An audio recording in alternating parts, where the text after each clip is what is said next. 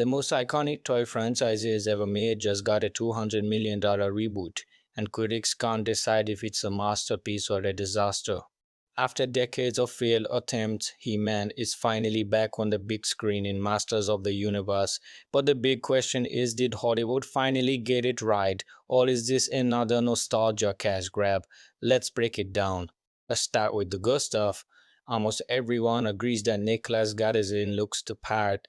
The actor went through an intense physical transformation to become He-Man, and it definitely shows on screen. From the action sequences to the heroic presence, he delivers a version of He-Man that feels modern while still honoring the classic character. Visually, the movie is massive.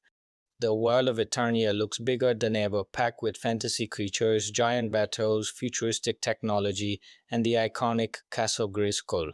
Fans of the original cartoon will spot plenty of references and Easter eggs throughout the film, but here's where critics are divided. Some reviewers praise the movie for embracing the fun and adventure of the original franchise. They say it's exactly the kind of big fantasy blockbuster that He-Man fans have been waiting decades to see.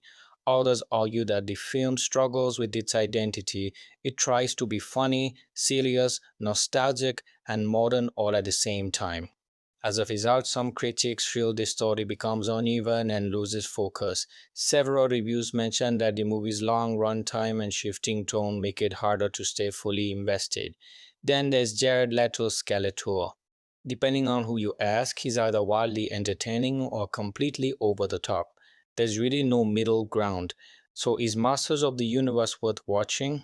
If you're a longtime He-Man fan, there's a good chance you'll enjoy seeing Eternia brought to life on this scale.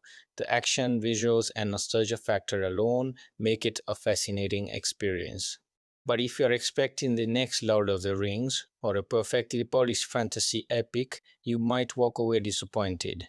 At the end of the day, Masters of the Universe feels like a movie caught between honoring the past and reinventing itself for a new generation. And honestly, that's exactly why people are talking about it.